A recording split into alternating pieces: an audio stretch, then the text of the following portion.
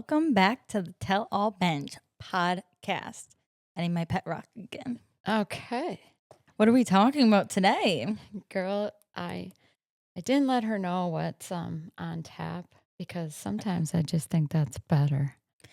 Well, I also feel like I prefer it because otherwise I like pre-plan what I'm going to say and I just feel like I'm better on the whim. All right. Well, you ready? Yes. Today's topic is the bedroom. What the hell? Ew. I don't know that I want to talk about that. See, you weren't ready for that, were you? All the visuals. Sorry, you audio listeners, you missed that. Okay. Oh, So anyways, God. so there are many things we are not talking about I hope relative to this topic. And some I may never want to talk about. But never say never. No, I think it's a never. It's a no from me. I think that's definitely where we would bring guests in so we can make it more ambiguous. Okay, but today we're going to talk about sleep in the bedroom. So who do you sleep with? Luca. See? And Brett. Okay.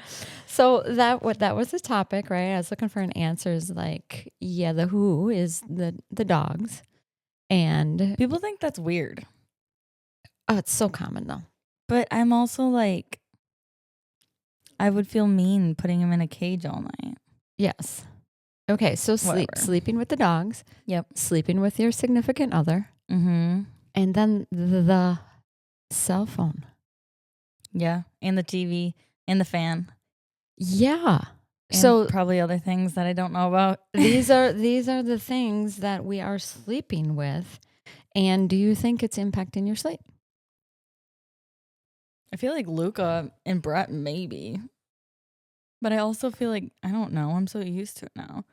But I do wake up when Luca tries to like move. Luca's my dog, but when he tries to like get up in my business on my head and stuff, on my pillow. It disturbs your sleep. Yeah, I'll wake up and I'm like, oh my God. And then he's doing a little head bang into my arm of trying to get under the blanket.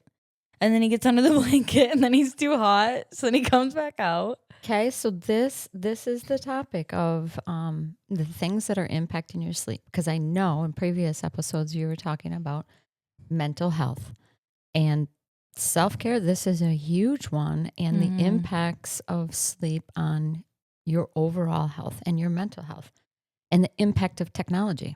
Okay, so that cell phone at your bed. Now, I think I recall that sometimes you guys are charging your cell phones and the cell phones are literally on the bed. Mm-hmm. Right next to you. Mine is under my pillow. Do you think that's good or bad? Probably bad. Mm-hmm. It's probably like also bad, like those frequencies or whatever people talk about. But I also fall asleep watching my phone while Brett falls asleep watching the TV. So we have the TV on and my phone is watching videos too. Yeah. So the impacts of technology. Mm-hmm. And I think there's good and there's bad, right? So smartphones sleeping next to them, everything you just talked about, not good. Smartphone having apps that you can now figure out your sleep quality. Okay, I'm a fan for that, right? Yeah. Blue light. You're familiar with what blue light? Yeah, but I don't really know what it does. I know that there's like blue light glasses to like when you're in your computer or whatever all day. Yeah, so blue light in essence is like the sun and LED lights. So if you're trying to keep in track of your sleep cycle, right? The sun comes up, the sun opens up the brain, wakes it up. So using those LED screens and blue lights on your cellular phones before bed, you're stimulating the brain to stay awake versus its natural progression. It's dark out, sun's gone down, calm the brain down and sleep, right? Weird. Then the other thing is gadgets with technology. Your new ring. My new ring, right? And the other thing of aids that are being used in helping with sleep. Melatonin. Have you used melatonin? In the past, and then I couldn't sleep without it, so I've never taken it since. Or CBD oils, things of that. I know people do that, but I don't. Okay. I don't use anything anymore. So it's kind of this push and pull of you're doing things that are causing you not to sleep good, and then you're taking elements to make you sleep, and I you're swear constantly it makes you more groggy the next morning. Like I yes. guarantee, I don't know if that's like scientifically proven, but that stuff would make me so tired. And then I'd have like 6 cups of coffee, like literally. Yes. And then that's horrible. And then that's probably why I couldn't fall asleep the next night because I had 6 cups of coffee. So it's this constant Yeah, cycle, right? I was not getting good sleep at all. So the thing is, like, how do you know if you're getting good sleep, right? So there's the yin and the yang of the technology, the good and the bad. So little quiz here. I'm gonna rattle off like a disorder or something that's been known, and you tell me whether or not it is prevalent in the Gen Z Like if or I the know what it X. is. Yeah. So well, let's just try this out. So in the insomnia, is that more prevalent in Z or X generation, or do they both share insomnia? I feel like they both have it, but it's probably more in Z than X. They're kind of equal, Mm. X and Z. Okay. Apneas. Is that when you like can't breathe? Yeah, I think there's a couple different versions of apneas, but yes. Then I think that's old people.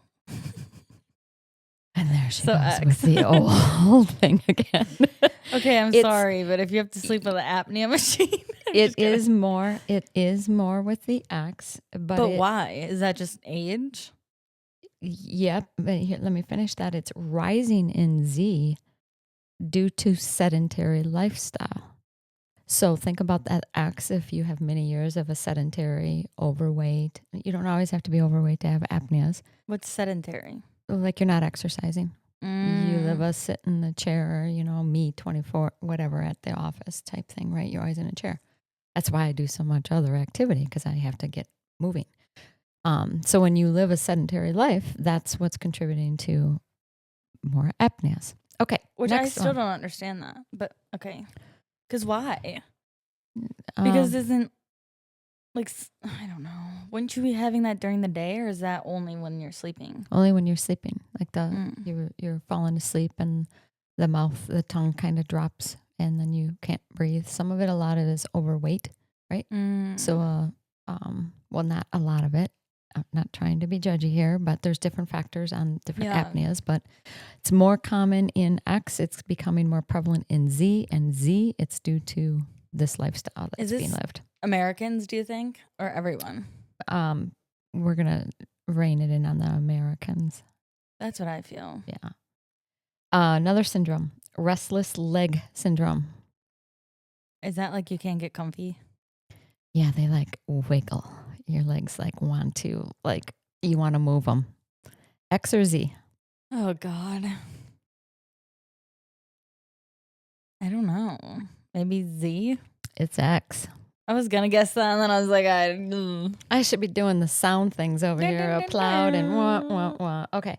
This one, it's called DSPD, delayed sleep phase disorder. That's probably Z. Have you heard of this No. disorder before? But it is Z. Probably because we're on our phones. Late night and irregular schedule. Yeah. That's the contributing factor there. That was a new one. I hadn't heard of that disorder. Okay. I mean, I'm sure that Gen Z is creating these for themselves. Mm-hmm. You know what I mean? Like, I feel like it probably wasn't really like a known thing, and now it is. Now it is. Mm-hmm.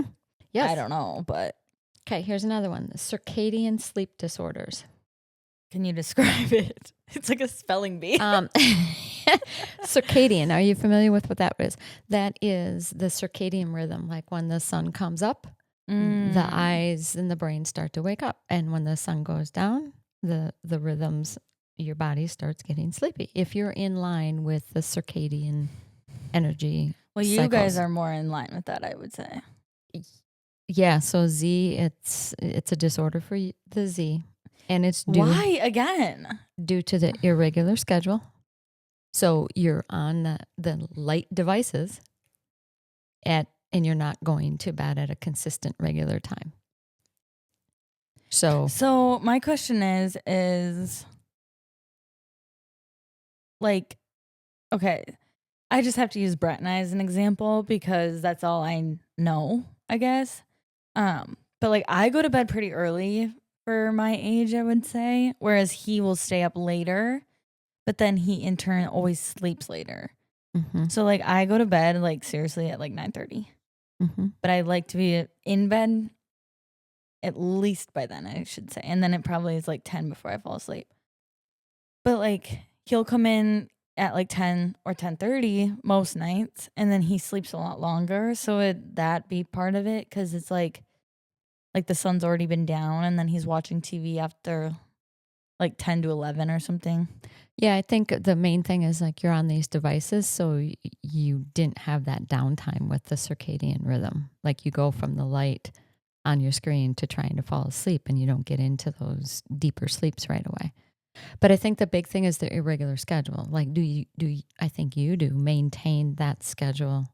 Try 7 days a week. Yeah. Whereas Brett, I think on the weekends, right? People on the weekends adjust.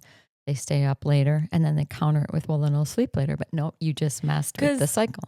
So even this morning, so like I was just mentioning to you, I got up. Well, I went to bed at 10, fell asleep. Alarm at 1:50 a.m.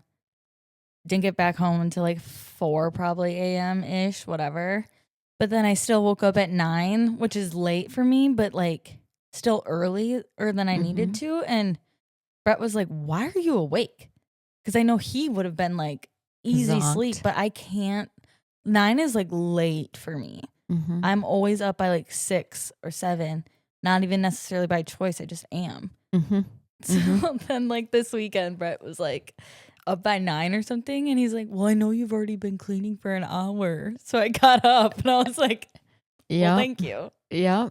It's just weird. Yeah. And so why she was alarm and up at weird hours of the night is picking up a friend from an airport just to say like, what are you doing? I just went to the club real quick. You just randomly get up and go, whatever. Yeah, I went and drove. I literally, this side note, I was literally thinking I was going to fall asleep on the way there. I was like chewing gum, blasting the music, like trying to wake up. I was like, this is crazy. Yeah, because it was out of your rhythm. Okay, so that's a known thing, Z.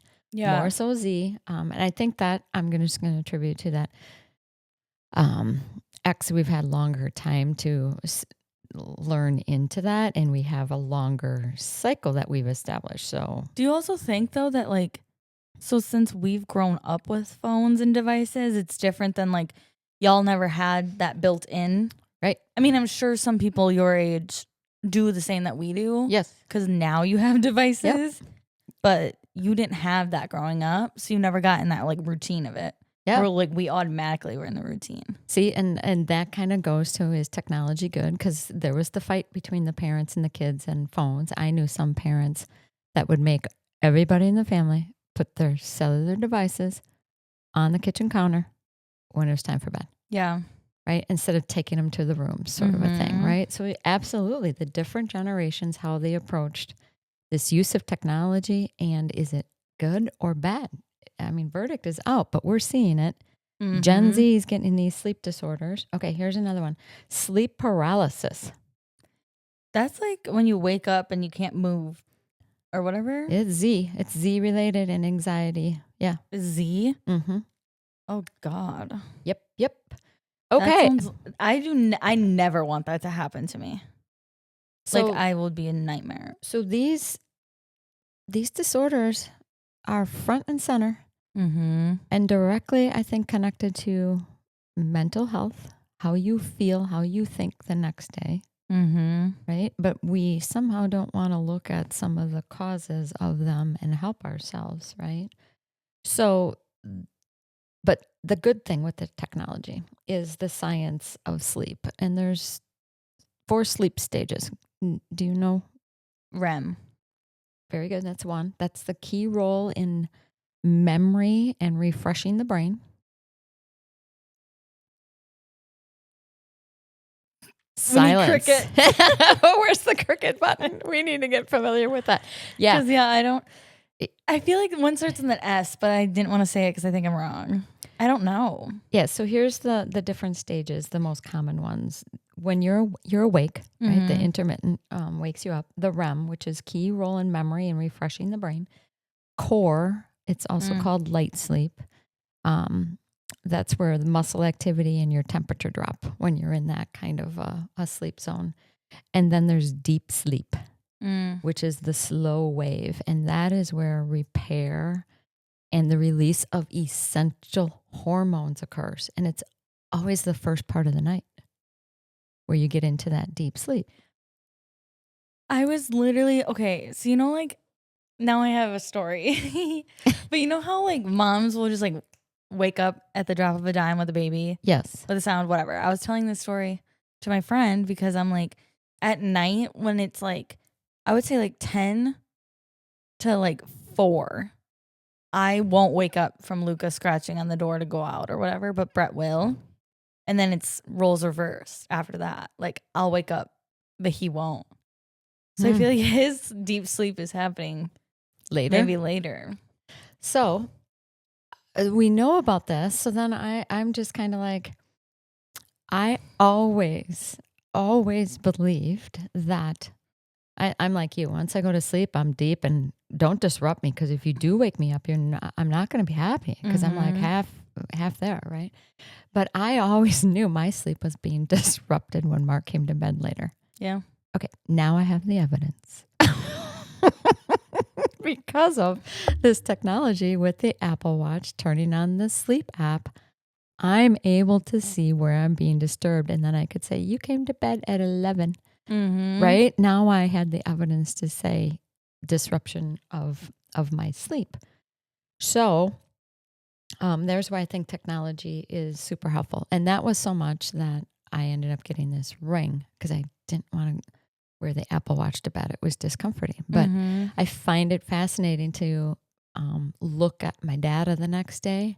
And I try to now, when I wake up, how do I feel? Do I feel refreshed? Do I feel groggy, tired? Then look at the data to support my feelings on it, right? So that I become a little bit more in tune with, how can I improve my sleep hygiene? Because it definitely impacts the whole being, how my workouts feel, how my attitude is, etc. So prioritization of sleep, you hit on it, as far as the hygiene. Seems like you have good hygiene, going to bed at the roughly the same time. I try. Okay. Do you have any rituals, or how you any rituals that you always kind of go through when going to bed? Not really. Like some people will meditate beforehand and ensure that the room is cool, like turn on the white noise or turn on the fan. Yeah, I turn on the fan. Like I'll make sure I have water, obviously. Then I brush my teeth, put my retainer on. Then I take the meds that I have to take, put chapstick on. The fan turns on somewhere in there. And then I make sure I have sweatpants next to the bed so that if I have to get up, I have them. And so then, you have a routine. Yeah, but it's not like a ritual. Yeah. Like it's not like I'm sitting there like. Right. Yeah, the Zen part of it. So the hygiene is so important, like the same time going to bed, some calming rituals. Some people use like essential oils or things like that. And that you have a cool, calm environment, no clutter. And I tell you, that's what I have leaned into in my no TV in my room, darker colored walls, the fan, white noise that goes on. And it just becomes more and more important, I think, as you age. Another part of those things that you don't take for granted, that you need to get deeper sleep and quality sleep. So then let's go into a topic that I don't know if it's generational or not, which is naps. Does Gen Z nap? I feel like, yeah, for sure. on a regular basis, or like not probably during like the work week, but like on the weekends, yeah. Okay. Because I feel like you can't nap during work. Yeah, but I correct. Well, not in your job, but there are some jobs like where you have at a former place, they had like a meditation room, and some people would reserve that and have power naps. Right? Instead of like, I would always be going out and running during my time. Some people reserve that space to do a power nap. And that's the key too, is the power nap, 20 to 30 minutes. You nap longer than that, and I guess that impacts your whole sleep cycle again. I just don't necessarily think that a power nap is real. Like, I seriously, if I only sleep for 20 minutes, I'm more tired. Nope, I'm a power. If I nap, I'm a power nap. Almost to like 15 minutes, and naturally I wake up. Boom. I hate when I accidentally fall asleep like after dinner, before bed. Oh, that's the worst. Yeah. Because then you wake up and you're like, yes. what freaking time is it? Okay. Here's another little thing. Patterns of sleep with age. Once again, Gen Z, you're at your prime. Lucky you. Because the quality and duration decreases as you age. And I've always heard that, right? Like I've heard like older people, not older than me, right? Like they do the naps, and then the really old, we have levels of old. Yeah, right. What? Where they say, you just wait. Where they like wake up at 2, 3 in the morning and will start their day at like 4 in the morning. I'm like, oh my God, is that what's going to happen? Then they go to bed at like 6 p.m. True. So I'm like, that is your fault. Or they nap in the day. But here's my theory on that. It's kind of like babies. Right? They have these long durations, and a nap and long duration, right? Yeah, that's true. I think we kind of go backwards. Yeah. That's true. So the quality and duration decreases as you age, and there's a couple like reasons for that. Biological, the rhythms and the melatonin production changes, right, as you age.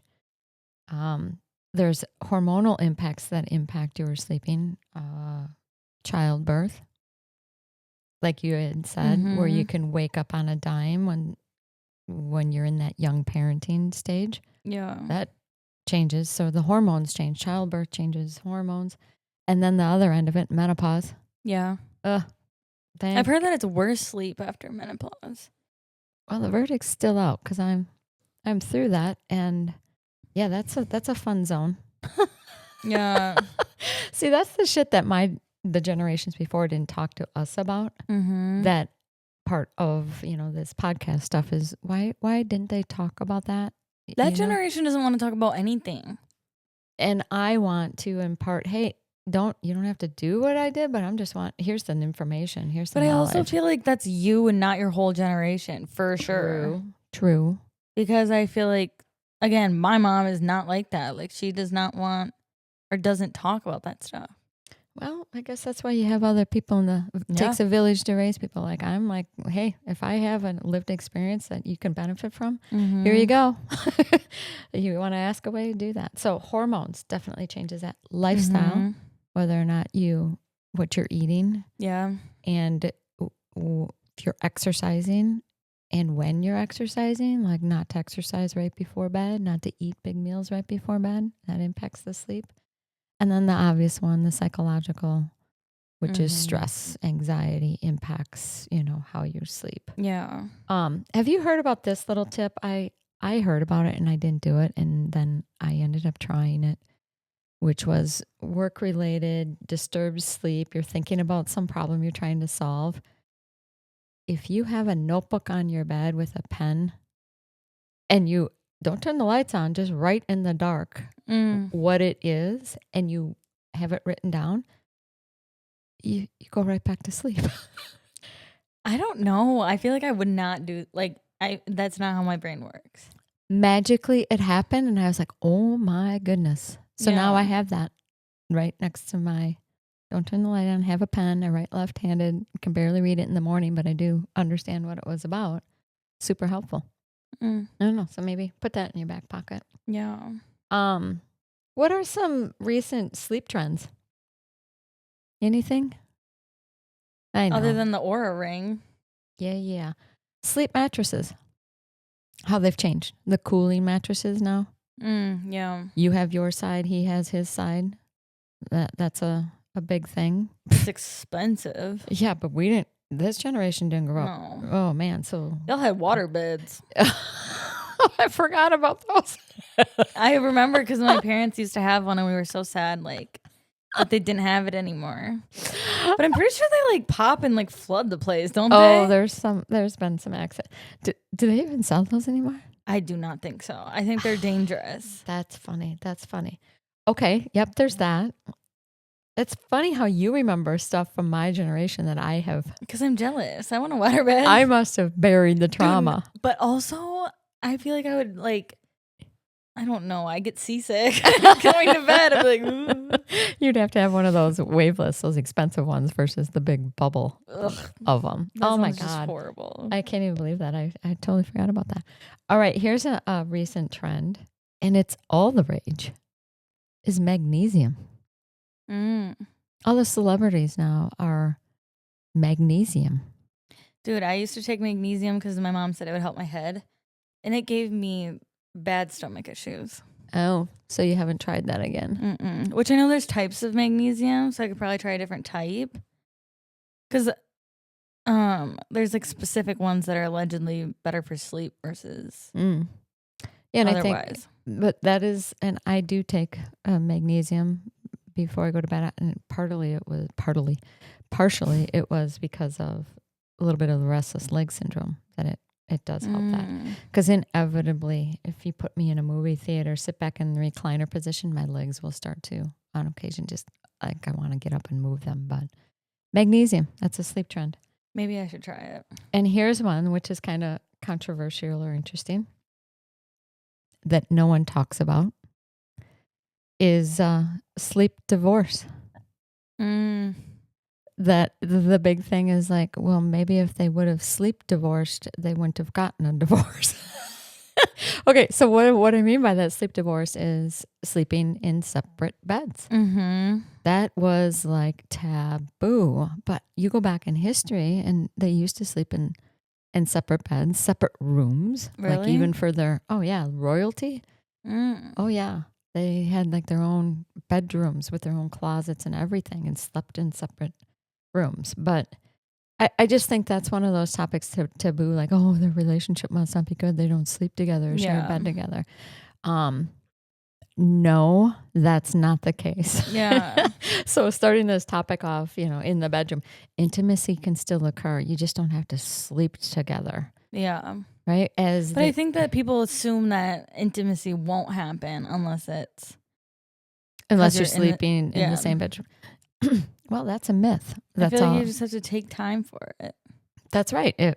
You make it a priority, right? So that's become more and more common, is a sleep divorce, and maybe you don't get divorced. Yeah. Because it's worth trying. I'm telling you, going through these phases of life, if you're getting my sleep disturbed, I'm not showing up the next day as my best self. I'm probably going to bite your head off, right? And as women and men age, they go through hormonal changes. Guys getting up to go to the bathroom 3 times a night. Women having night sweats because of menopause.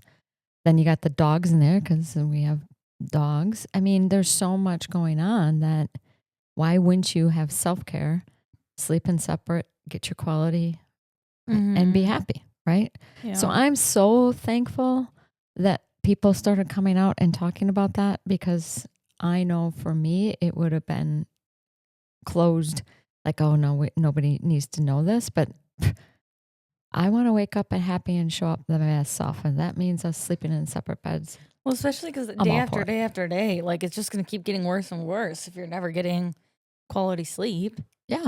So you might as well start somewhere. And now we have the data and the tools to show that we're not getting quality sleep. And it's kind of nice to be able to now wake up and do my little assessment on my sleep. And I can let my partner know, I didn't sleep well last night. And now they have an understanding of, oh, yeah, you didn't get any deep sleep. So, yep, I might be a little bit shorter today on the answer or whatever. Right. So use the technology to help help give you the information that you need. Like use it as a benefit instead. Yes. So, and then that will just feed into those next phases, because right now you have dogs, then all of a sudden it's babies, right? Well, yeah, I shouldn't have said that, right? But no, but I know what you mean. Like it's the standard, very traditional. Yeah, path that we all go on, and then you see these like parents just drained, and dang, take care of your sleep thing. So, close on the craziest or most ridiculous sleep habit you've ever tried.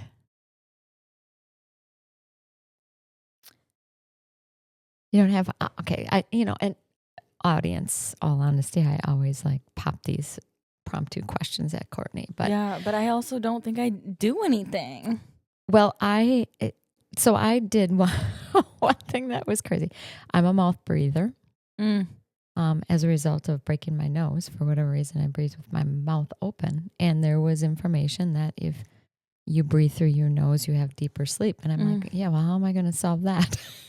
You know how they have breathe strips on the nose? The mouth tape. Well, now they have the mouth tape. So I did a little thing of surgical tape and tape my mouth shut to sleep. I about died in my sleep at first. Yeah. And then maybe after 2 weeks of trying it, I finally gave up. But that was my most ridiculous attempt at getting I feel like a lot sleep. of people do that though. Like it's like a literal thing now. I know they have like actual strips. Actual strips. I don't think I've done anything. I feel like the worst thing was taking melatonin every night.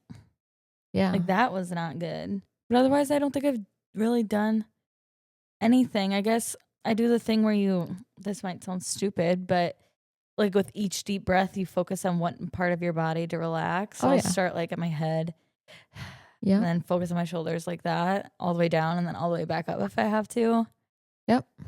Those are just healthy, like I think they call those body scans where you're breathing into each part of the body part. Yeah. So I feel like if I'm having like a restless night of sleep, then I just do that a few times over and over and over. But I think I might genuinely, like, not slang, be OCD, because if I do it wrong, I have to start all over. Oh, yeah, you might have a little bit of that, like let it go. I think I definitely do, because even if like something's in the wrong position, like my sweatpants, when I lay on the side of the bed, like they have to be perfect. Like the strings can't be hanging out. There's no tags can be like whatever. Very like it's embarrassing to admit. Very particular. But like the toilet paper has to be a certain way. Like just little things. But I don't think I'm like OCD enough to like melt down about it. I used to be. Yeah. I don't know. But anyway. Yeah. Anywho. But anyways, I just thought, I know that with Gen Z, that self-care. Right. So I just thought this was an interesting little nugget of what is different in sleep between our generations. And perhaps y'all need to leverage a little bit more of that technology and with what money? Get the baseline of your sleep quality now, right? That's one thing that I would impart too is, boy, had someone talked to me about that when I was your age, I would have gotten a baseline on so many things of my blood, like cholesterol, my hormone levels. Yeah. This would have been another one of my sleep patterns, so that as you keep collecting the data, you can see as your age what things what are changes and everything. Yeah. What additive things that you need to do. So yeah, that's fair. So anyways. And you're always tired and you even fell asleep on. No. So I thought it'd be a good topic. I'm like, let's go to bed. I just got a new appointment. So there you have it. Hope that information may have helped. Maybe try out, because you're all wearing Apple Watches, whatever. Turn that dang app on and track it maybe. Yeah, but in my experience, you got to charge it at night. Yeah. What can you do? You're going to have to learn into that. So anyways, anything? Nothing. To add? Nothing close. As always, listeners, if you like something or want to hear about it, email us, put it in the comments. Anything. Share it with people so that we know that maybe they're more vocal and would tell us what we should talk about on the podcast. Seriously. But like, share, listen, and subscribe, comment, all that rot. And if you don't go, you won't know. There we have, and it's a wrap. Peace.